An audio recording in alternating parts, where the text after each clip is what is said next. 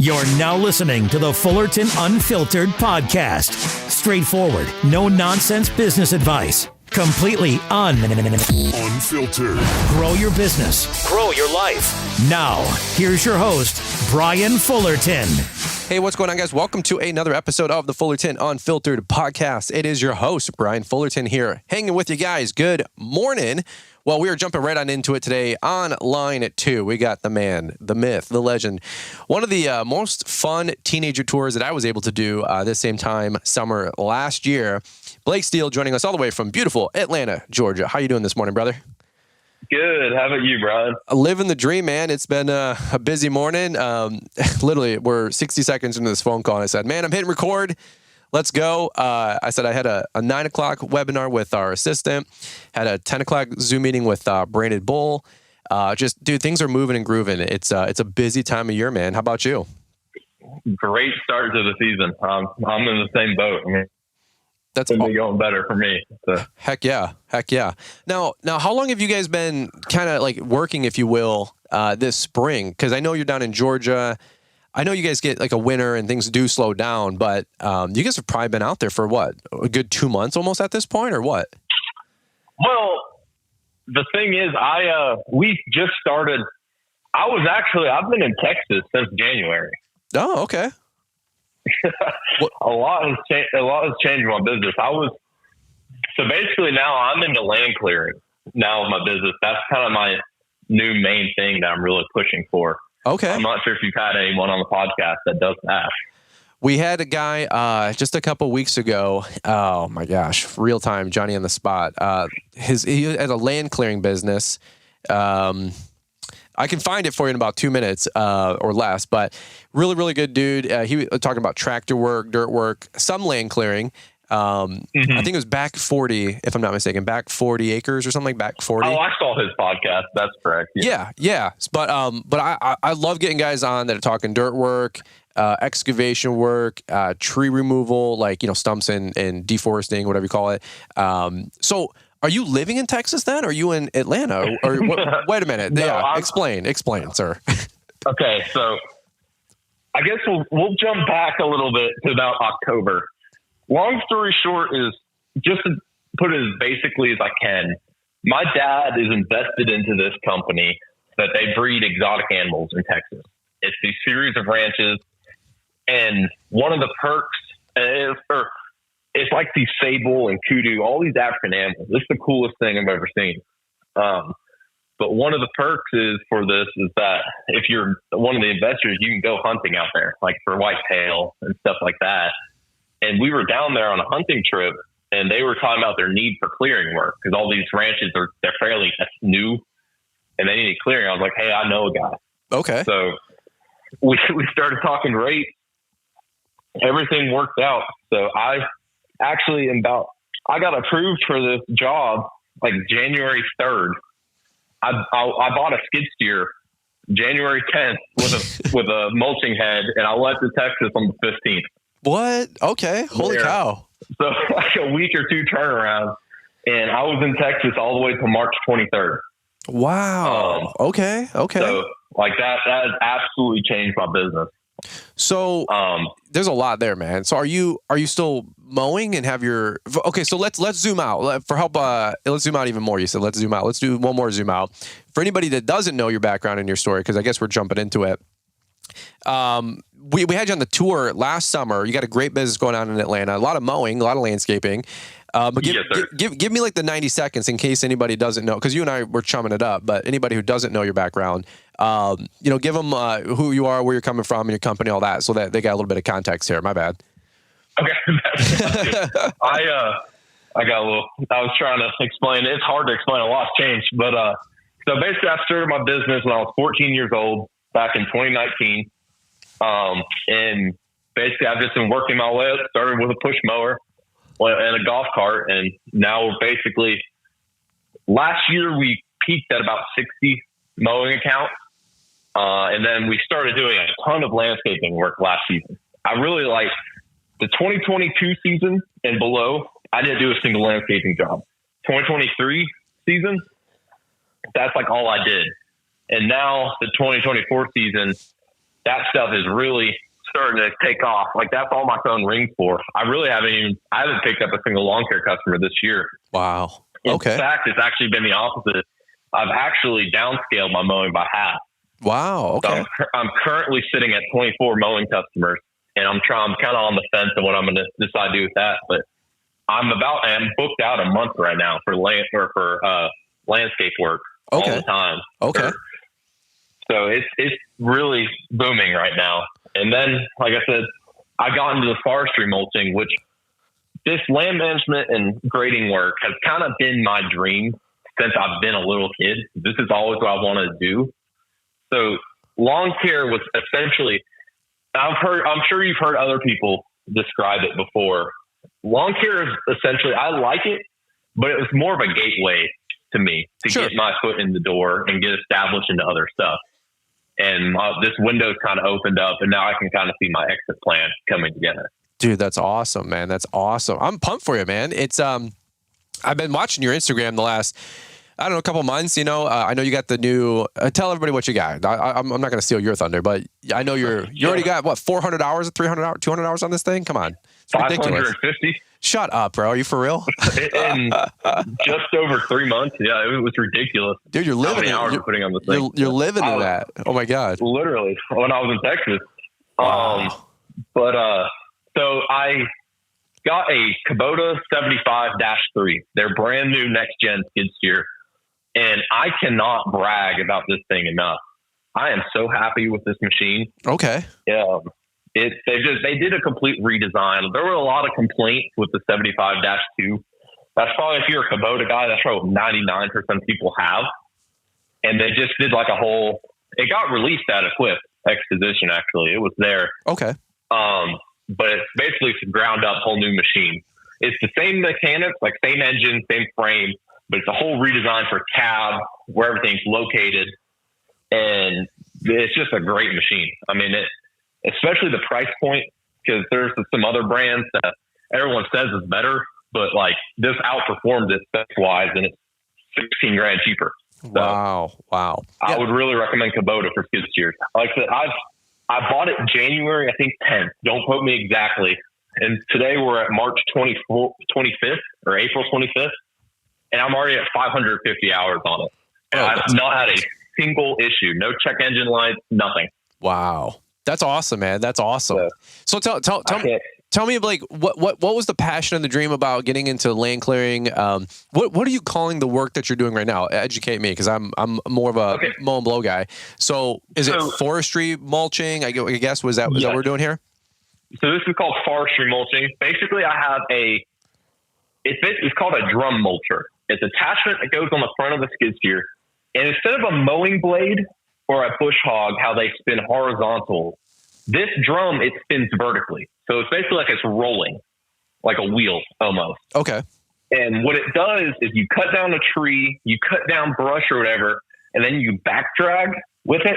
Since it spins forward, when you back drag, it just turns everything into a fine layer of wood chip. Oh, okay. I got you. And I have some videos. I'm trying to get some more content. I lack on the video part. But basically, I can take a thick forestry, I can do about an acre a day. It could be thick enough where you can't walk through, and I can basically turn it into a field, essentially. Wow. What I tell customers is any tree about 8 inches or thinner, I can take down with this thing. Okay. And you can take down any size, but it's just the thicker the tree is, the longer it takes. Okay. So once do you knock that tree down, or do you like bore a hole, or what? I don't know. Do you like chip it down like 2 feet up and then grind out the stump too? Or like give me a little bit more about the process. How do you do that? So there's a couple of things you can do. For one, like if it's a thicker tree, you kind of work at it a little bit. If you mulch at the base, then you can just push it over. Right. The mulcher head has a push bar on it. Okay. That you just push the tree down with. Or if it's like a little sapling, you can put the arm. I'm sure you've seen these videos on Instagram. You put the arm all the way max height and just reach from the top of the tree and just shred the whole thing down to the stump. Oh yeah. Like all in one go. Oh yeah. And I love doing that. It's fun to do. How do you not have the suction cup mount for your cell phone on that thing to get some reels, bro? Like that stuff would blow up. I know I need to. I'm thinking about getting I've been wanting to get a GoPro with a head mount, with a head strap, and just start doing some POV videos. I think that would be really cool mulching. Yeah, dude, that or try to get some fixed mount, bicycle clamp type deal and put it on the arm or the boom somewhere. And that thing is going to be in no man's land territory, getting blown up. Oh yeah. But that or mount it to the top of the skid, on some kind of magnet mount, or we get those little stickers, little 3M sticker, mounts. If you guys, listening in, ever want GoPro footage, that's all we do. It's nothing fancy, Problem with that is these skids, this mulching, this tree work, these machines take a beating. I bet. I finally got some light guards, but while I was in Texas, I busted out both headlights. There's mulch and debris everywhere through it. It gets lodged in the track. Sure. It's part of it. So, it's like, you gotta, if you do any mulching, whether not even forestry mulching, any tree work, that's probably the hardest thing you do in any piece of equipment, which is also why I've been so happy, because how much of a beating I've put on this machine without any issues so far. That's incredible. That's incredible. It is. So I guess two questions I have that I'm imagining and guessing a lot of folks have too. How are you billing out or charging for this work? If you don't mind me asking. And then number two, what are you going to do with the business now that it sounds like you're back in Atlanta. Are you still under contract to go back to Texas and do some work? Was this a one-off job? Like, what are you going to do with the machine now that you're back home? Or kind of maybe connect some of those puzzle pieces for me, if you don't mind. Okay. So for the forestry work or the mulching work, you charge by it. I charge a day rate. So I either do a half day or full day, which is either a 4-hour or 8-hour day, essentially. Okay. Some people do machine hours. I don't like that because, there's a lot of factors. Like the machine can break down. You'll get stuff stuck in the head, like barbed wire or something. So I charge a flat price, and we're typically there from 8 to 5. Okay. So 10-hour day normally, but it normally equates to about 7 to 8 machine hours is what always happens. So it's just a flat day rate. And one thing I like about the forestry work is what's really got my attention. I've always liked it more like the actual forestry mulching aspect. I've just always thought it looked cool. What I've really realized with it since I've started doing it is the margin with this work. Mm-hmm. I know guys, if you're a one-man operation, like just you and a machine, if you do it right, you could easily run a 400 or 500K a year business with it. That's incredible. Completely solo. And it's about, depending on what style, there's different style piece for these mulcher heads. Depending on what you're running, it's about between a 95 to an 85% profit margin. Wow. That's the thing with this mulching work, is it's insanely profitable. The problem is one reason why I started my lawn care business is the upfront costs for it are ridiculous. Mm-hmm. You have to have a diesel pretty much. The head, you've seen my compact tractor, I'm assuming. Yeah, you were here. Yeah. The mulching head on the skid steer, because it's centrifugal force, it has to be heavy for how it works. The mulching head alone weighs as much as my tractor does. Oh, okay. Yeah, 1,500 pounds, 2,000 pounds probably. Yeah, it's I think right at 1,500 pounds. Sure. And then the skid steer is another 10. So, you have to have a diesel pretty much. You have to have a trailer heavy enough. You have to get the skid steer and the mulcher head, which isn't cheap. The upfront cost to get into mulching or land work is extremely steep. But once you get everything established, it's hard to beat the profitability of it. Sure. Well, and if I can add that, I think that's when you're talking about the greater land clearing or land development type work in general. And again, I don't have a background in this. Somebody might say, no, man, I went bankrupt in it and it's horrible, And so, we had to do a bunch of erosion control and the city came in and, tanked our whole site. Hey, I get that too. I'm sure there's those horror stories. But I'm thinking to myself, if I did tractor work or grading work with a skid, pole barn pads, bush hogging or brush hogging, for commercial vacant lots. We actually do quite a bit of that work that we sub out to not so much landscape or pole barn pads, but brush hogging and bush hogging. Where we are getting into is a lot of commercial sites, and those guys always have an extra site or two that they're, holding on to and looking to build build the suit or whatever. And so we've had a couple different sites that I've subbed out to my friend Brett with his tractor and a forestry, not forestry mulcher, but just a bush hog. A bush hog? Yeah, bush hog that comes off the back of the tractor. He's also got a skid where he's got a front mounted, I guess, bush hog machine too. So it just depends on what the site needs. But, $2,000 to go do an acre field. I mean, it takes him 6 hours or a couple hours. Like, that's not bad money, bro. No, and the thing is, like I said, you're not having to deal with employees, no showing. You're not having to deal with the elements. I mean, you're in an enclosed cab. That's the thing. The weather does not stop me mulching. Wow. If I can get to the site, I can work rain or shine. That's good stuff. Yeah. As long as it's not a swamp. I mean, as long as I have traction in the skid steer, you can mulch. Right. It's game on. Right. So you can't beat that. It's not really, I'm at the mercy of my machine. If the machine breaks down, that's really the only factor I have to deal with. Sure. Okay. So, which is why. Sorry. No, quick question for you. Have you hit any bees nest or wasp nest and had them swarm you or anything like that? Like the rogue bees nest in the woods? I've seen some crazy horror stories and guys ditching out of machines and stuff, most of that's open cab or open tractor work, but have you, ran into any of that just yet or no? Hopefully not. I have not yet. I mean, it was mostly over the winter when I was doing most of it. So, right. But if they could get into that cab, but we got bigger problems. Yeah, dude, I would, man, you do not want, I've seen guys running away from their tractors, and yeah. Listen, folks, if that ever happens to you, just make sure you turn the dang machine off. Okay. Well, actually, I'd argue the opposite. Oh, okay. They're attracted to noise. Okay. Leave the machine running, or if or leave your weed eater running, something like that. They'll go after that and not you. That's happened to me before. I got a yellow jacket nest with my mower. If you leave the mower running, it attracts so much noise, you can kind of sneak out of there. Well, that actually happened to us once. I swear to God, it was the most ridiculous story. We left the mower running over an in-ground bee's nest, and we had no bug spray. We had nothing. And the mower literally ran for, an hour and a half until we had, I don't know if we had some kind of dish soap or cleaner, but we had a bucket, went to a customer's house, got water, had some soapy water, threw this sounds so stupid, threw 5 buckets of soapy water on the mower and just over the bee's nest. And, you just throw the bucket and run kind of crap.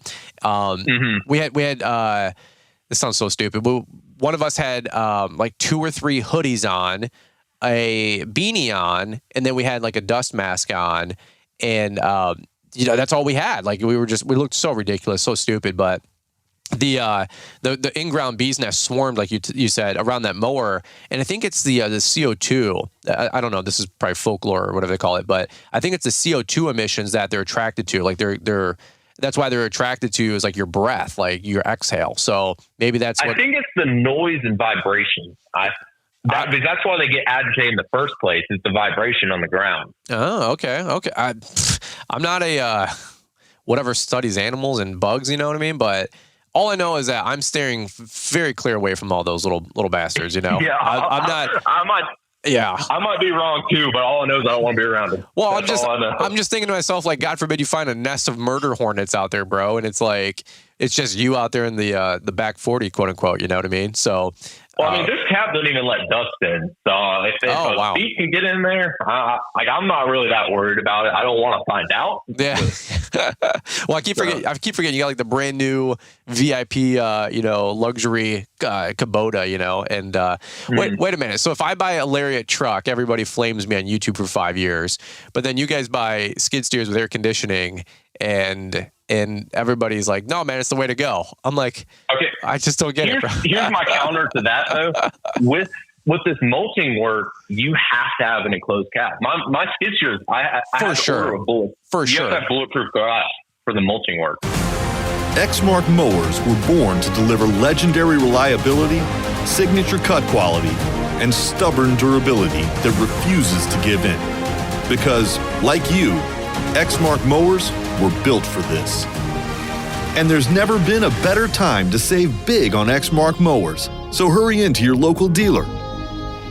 Like I said, the mulcher spins, the drum spins vertically, so it throws stuff right at the machine. You should see the shot like of debris and stuff that comes at this door. Oh, it is yeah. terrifying. It sounds like bullets coming at your door, dude. Like bang, bang. There's times my ears will be ringing. Jeez. And you'll see, it's bulletproof glass. You'll see the glass flex inwards for stuff. That's crazy. You have to have an enclosed cab. If you have an open cab, you will die. Like, I'm not exaggerating. Jesus. That's the thing. So, but I mean, you're safe in it if you get bulletproof glass or plexiglass, you have nothing to worry about. But. You ever see those old guys that are forestry mulcher guys, like the really old guys that are 60 and stuff doing that work? Mm-hmm. No, you haven't, because it's a young man's game, if you know what I'm saying. I'm just kidding, bro. Yeah. I mean, at the same time, though, like I said, I'm in a nice AC cab working all day, so I think I can do this for a while. No, I'm just joking. I'm like, there's no old guys doing it because they don't make it, because some freaking wood comes and knocks them out, man. It's oh yeah, it's one of those things. It's like, have you ever seen like an old old whatever cowboy? And it's like, no, it's because they don't live long enough to tell, kind of deal. But no, that's great, dude. That's great. You got to make some more. I haven't honestly been on your feed. I've seen the couple posts, and I'm more watching people's stories, because I just click through and stuff at the end of the night. But I'm watching all your photos and your posts, and you've been taking some good photos. I do know that. But you got to share some videos and some reels. Maybe by the time this comes out, I don't know, sometime this week, next week. You can update a couple more, because I'd love to see that stuff in action. Because to me, like you said, you got to get, if you want to get started in mowing, you need a 20, 30 grand truck, maybe a 50 grand truck, a 2, 5, 10 grand trailer, mowers that are 5 to 10, 15 grand each. And for what? 10, 15% margin work, maybe 20%. Okay, cool. But I'm always thinking to myself, if I was, just some owner operator, it was just me out there, I didn't want to deal with employees, and I wanted to like do landscaping, so I wasn't always tied to mowing. I think forestry mulching work like you're doing, or land clearing, bush hogging, grading for like pole barn pad prep, adding pea gravel, or, just grading out somebody's backyard. That's huge. That's huge. I mean, that's the stuff that I've said for a couple of years now. Like, that seems more enticing to me than just, mowing lawns, or, even getting into like fertilization or landscape lighting. It's cool.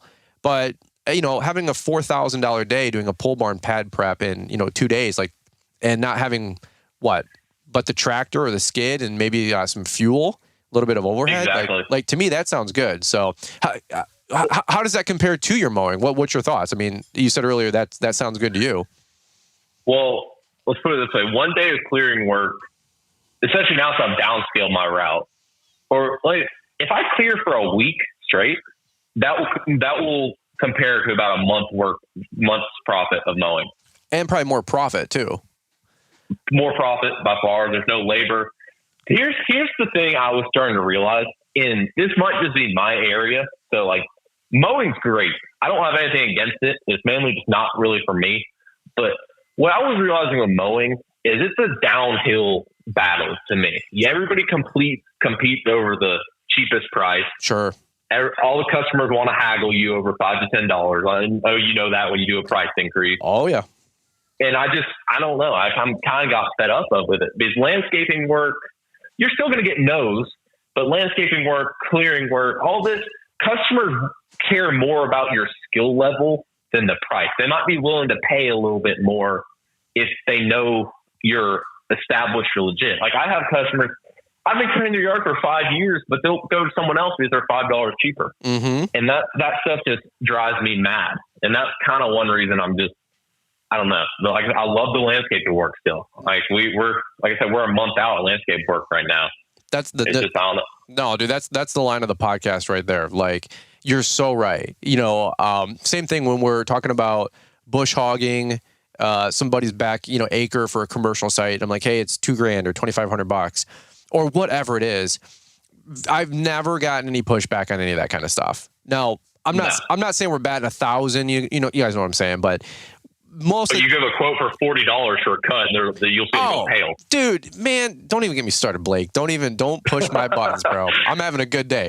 But you're so right. Like, I get one lady, I just had a mowing, and I was complaining on another podcast episode a couple weeks back. We raised her price $2.50, $10 a month, and she 6 emails back and forth. This is unethical. I can't believe you guys, blah, blah, blah. And I'm like, lady, we're talking like what your Starbucks latte costs, okay? Like, have one less, relax. Yep. I'm probably not your problem out of your $60 grand a year income. The mow guy is not killing your budget. Okay. It's probably your flat panel TV that you keep buying every year or whatever. Right. But dude, there's so much merit to what you're saying. Like somebody's going to go grade a pad or do, even landscaping, yes, you're going to get some no's too, of course, with landscaping, but a lot less complaining. And that's an interesting lesson to learn, guys, and that's a takeaway. It's something that I'm still always reminding myself. Stop trying to compete for mow price. Here's our price. Take it or leave it. If not, no big deal. I'd rather do less mowing to be able to go knock out mulch jobs, landscaping jobs, forestry mulching work, bush hogging. Yeah. I mean, to me, that just makes sense. And that's where your profit is coming from anyway, broadly speaking. If from what I did, like I said, I cut my mowing route in half. If I did one day of clearing work a month, that would make up for my mowing route. That's awesome. That's awesome. That's the thing you got to think about. If you're overwhelmed mowing, drop the customers. I mean, I have one neighborhood where I have almost all my accounts. I kept that one because it makes sense. We can go in a day and do almost all 20 of them. Okay, sure. Makes sense. So that's why I kept that. It makes sense. All my ones I drive all around for, those are the ones I got rid of.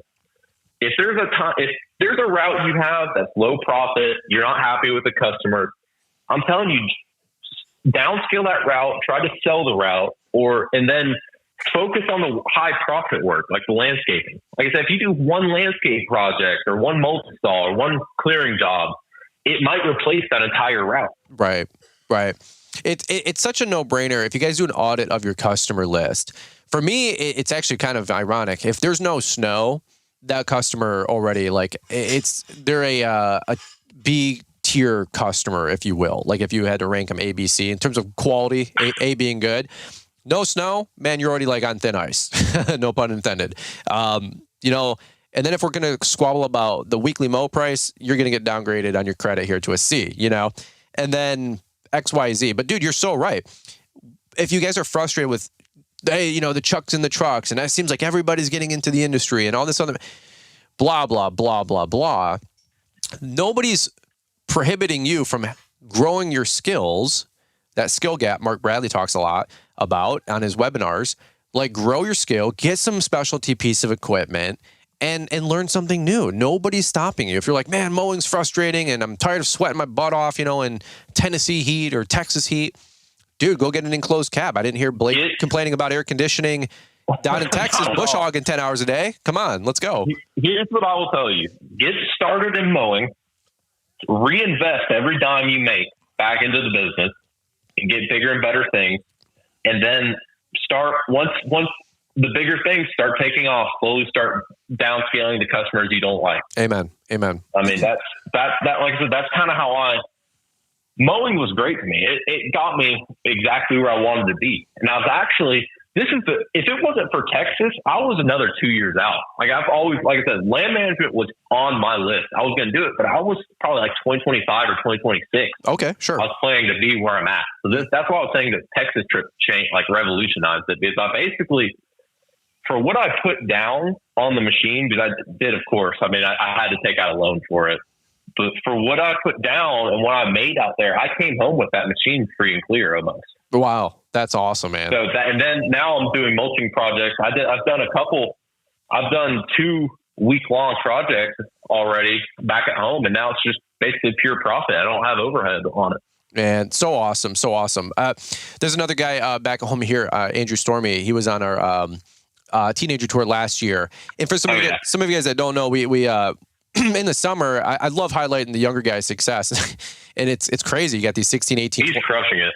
Well, that's what I'm saying. You got these young guys making, dude, 100, 200, 400, 500 grand in revenue, $1 million in business.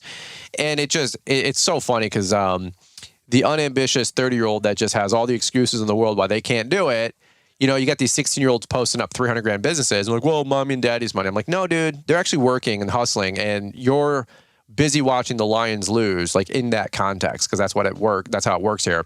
And I'm like, actually, they're doing something with their life. Stop hating and being a loser, long story short. And so I love highlighting your guys' success. I'm always watching Andrew Stormy's IG. I'm subbing a couple sites to him over in Brighton area where I live now. He's an awesome dude. Now, quote unquote, like business partnership and relationship here, which is forming up, always cool. Who would have thought, and he's got that cat, skid that he's moving all the time, doing lane clearing work. He's got some big things happening. So I love what you said, like get started in mowing, reinvest everything you can, branch off into the bigger work, specialty work, equipment-based work. I think that's awesome, dude. That's so cool. Mm-hmm. Thank you. You actually, real quick, brought up another good point that you made me think of. When you're talking about there's guys running $400,000, $1 million businesses, I would say a lot of people get caught up in that and they're like, oh, I'm nowhere near them. I can't compete. I almost would, this land management made me realize that. I think you should focus more on what your profit margin is more than what your revenue is. I'd almost argue that in a way. 1,000%. They might be making $400,000, but they might also have that much in debt, and they're at a 2% margin. Of course, your $50,000 business might take home more. No, 1,000%. 1,000% top line sanity, bottom line is vanity. Isn't that what Corey Ballard always says? Yeah. So over anything else, focus on your profit margins on your business. Well, you want profitability, and like you said, find out what work is profitable. Right? Like it might not always be mowing. There might only be so much margin available, and it's just like anything. People are like, well, I want to start a new business and get into a new industry. And then they start immediately thinking, well, I'm going to do software because once I develop something, I can scale it and have, 80% margins. Maybe, and you'll get a 10 or 12x, multiplier, on EBITDA when you exit. Maybe. But it also might cost whatever you do, you have to stick with it too. That's sure. the thing. People change businesses every 3 years and then they complain that they're going nowhere. That's a whole nother, that's a whole nother one where people don't even give their company time to grow. And they're like, oh, it's never going to work. And then you watch guys 15 years in and they just, seem to fall into money and work because it's like they got the skill set and the knowledge base and the network, so that's a business is a snowball. I mean, the more customers you work with, the more you're going to get. And that's just the name of the game. That's right. That's right. If you start fresh, get a new clientele list every 3 or 4 years, you're always going to be stuck in the same spot. Yeah. Don't chase carrots thinking it's real estate, then it's crypto, and then it's wholesaling, then it's Amazon, affiliate marketing. Then it's like relax. Like give one industry 10 years, okay? Well, I mean, take Brian, for example, if y'all are listening to this. I've been watching you for years, and for what you were doing when you first started YouTube to where you're at now, you just stuck with it. And I mean, are you starting several crews this year and stuff? We have the capacity to go to 2 or 3 crews, no doubt about it. This year is a huge foundation laying year for us. There you go. Next year is where we're and there's no excuses here, of course, by any means, because we're still growing like crazy. But I'm not. It's baby steps. I have a plan. I'm working the plan. Mark gave us the plan. I'm not deviating the plan. You got to go from first gear to second gear to third gear. I see that's the key. That's the key to success. I see too many guys ramrod from first gear to fourth gear and they blow up the transmission, right? In that analogy. You want to grow. I think you said that in another podcast. You want to grow, but not grow too fast. We don't. You don't want to be stagnant, but you don't want to grow too fast either. Yep. And there's a healthy growth curve for companies based on cash. And like you just said, what you got for cash, what do you have for risk tolerance with debt and financing. Everybody's different, and I know where I'm at. And then of course, bundles into your macro of your whole family picture. What do you got going on for kids and how's your wife and all that other stuff. So it's, hey, if you're young and you can go get a skid and work 80 hours a week, my gosh, go do it. If you're 35 and you got kids and soccer practice on Saturdays, you're going to go at a different pace. Everybody's different. That's why, like Blake said, don't compare yourself to anybody else that you see, man. Just make sure you're focus on your own business and you will succeed. Focus on it and stick with it. I was just going to say, run your own race, man. That's exactly it. Dude, you're on it, bro. I always get pumped up talking to you. Let me ask you this 2 quick questions. And I'm probably got about 2 minutes here. I got to land the plane and actually shift gears here calendar wise. But what are you doing with the skid now? Are you back at home? From Texas, like, is that contract renewing? Do you have more work for that, or what's the whole story there? And then number 2, as we kind of probably button up the podcast, I was just going to say, hey, where can people find you? Because I want to watch and look at more of this videos and the photos that you're doing for all this forestry work, man. It's freaking awesome. So where can people find you if you want to button it up with that? BDS Outdoor Services on Instagram, Facebook, and YouTube. Facebook is more of actual advertising, like if you want to see more of my work itself. And then Instagram's kind of for networking. That's how I have it set up. Cool. But to get back to Texas, it's not set in stone. I'm hoping to go back out there at the same time next year. Okay. But I've kept the skid steer busy since I've been home. I've done several clearing projects already. I've been doing grading stuff. Me and my buddy, we just finished up with a grading project on Monday. I met with another lane clearing guy this morning that he's 3 to 4 months out on work, and he's going to start passing stuff my way too. Heck yeah. Skid steer's it's kept busy, and I already have another line. Like I said, I'm a month out, and half of it's skid steer work. Wow. So I'm really pushing this direction. Like that, I'm going 100% into it right now. All my effort. My plan right now, I said, I still love the landscaping. My goal, almost in a way, is kind of run two businesses at once. It's the same thing, but the forestry mulching land management side will kind of be just me. Like I said, I don't need a crew or employee. Sure. There. So what I want to do is I want to automate my landscaping side, almost like Almond. Like he doesn't do mowing, if I'm correct. No. But I want to get landscape crews to do all my install work. And while they're doing the installs, the pavers, all that kind of stuff, I'll be doing the mulching work. That's kind of my plan right now. Love it. And if it keeps going this way, I probably won't be cutting grass much longer. I mean, that's my exit. I could probably right now just entirely drop out of it, but I've built this clientele, so I want to keep taking care of them. That's what it really comes down to. Sure.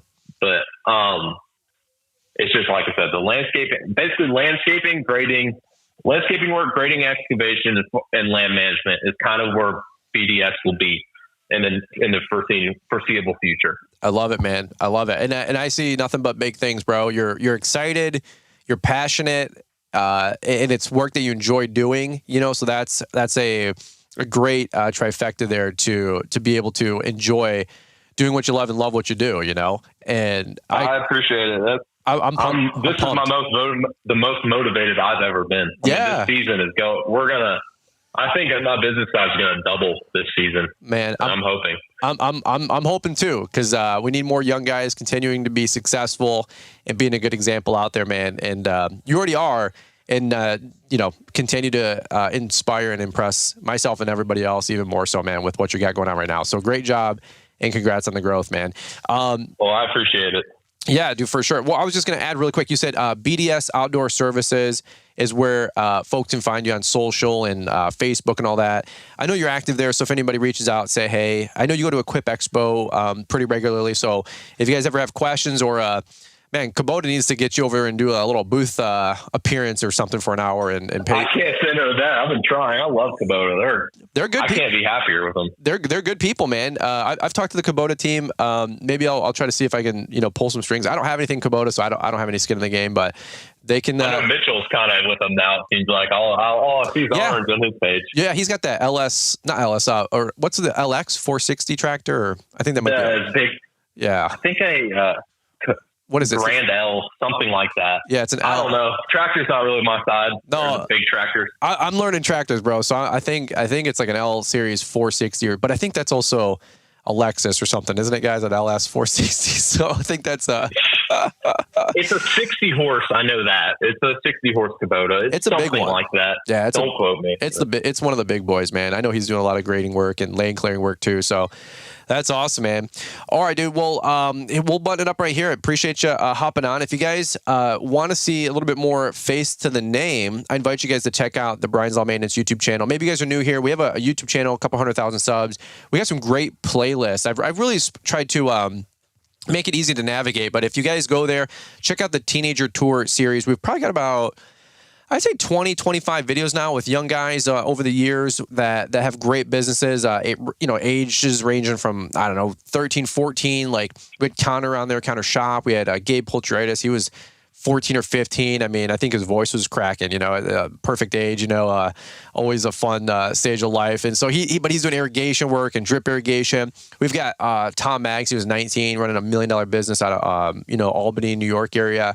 Like there's some really, really good guys on there. So if you're looking for inspiration or you're looking for your parents to chill out a little bit and say, hey, these kids can do it. I can do it too. Let me go buy a zero turn, or can you co-finance it for me? Like, hey, that's what you do, man. Put your selling hat on and try to convince the parents that to make a go out of it and invest into you, or let you go spend a couple bucks on yourself. Try to convince them that college isn't always the answer. That too, man. That too, dude, for sure. I get that answer or email all the time. Hey, I'm trying to get my kid to go to college and he wants to buy a skid steer. I'm like, what are you doing? Let him buy the skid steer, man. Like, nobody wants to go to college at night. Tell you what, I mean, God. I know you got to wrap it up, but I mean, every day that goes by, I'm more and more thankful I didn't go. Sure. So all the adults are like that.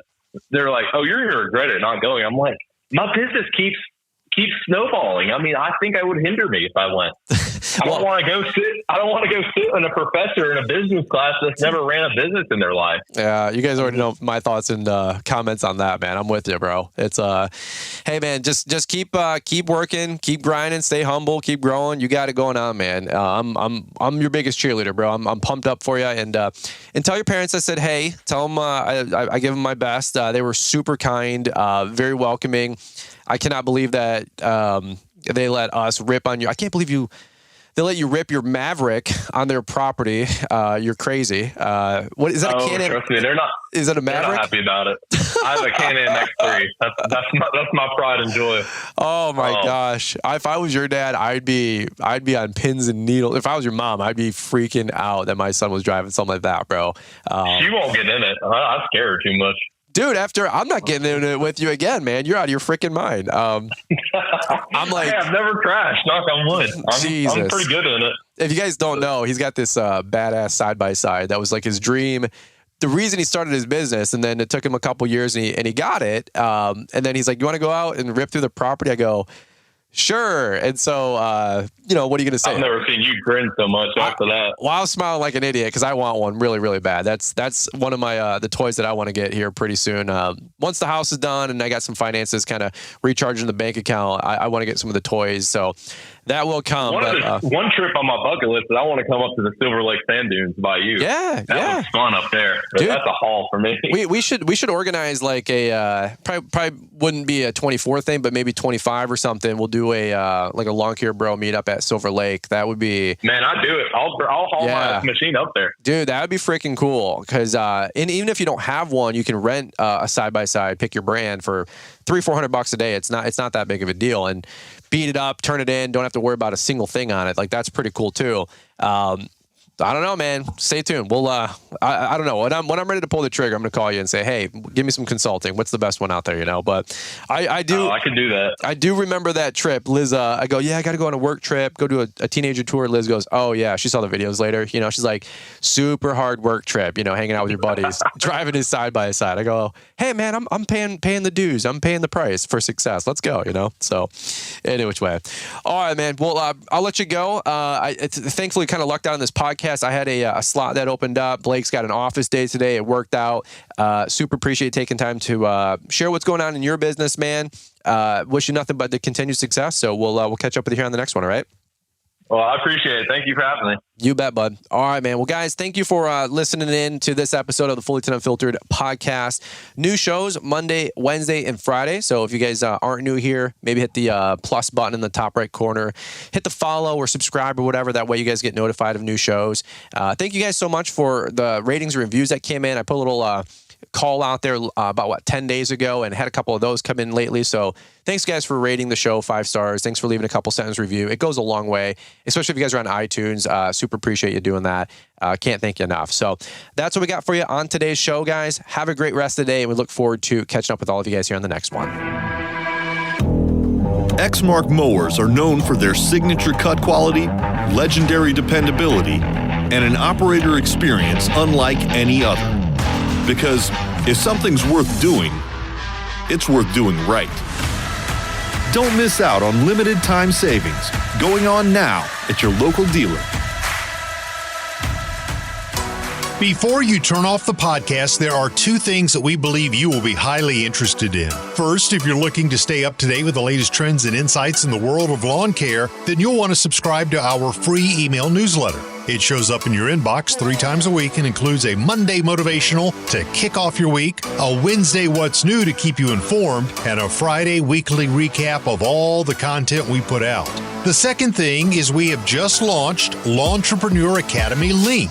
Now you can be a part of an exclusive community that links you to those who can help you grow in your lawn care business. Joining Lawntrepreneur Link will give you the tools that you need to stay accountable, get real-time expert advice, and find belonging in a community of folks who are passionate about the lawn care industry just like you.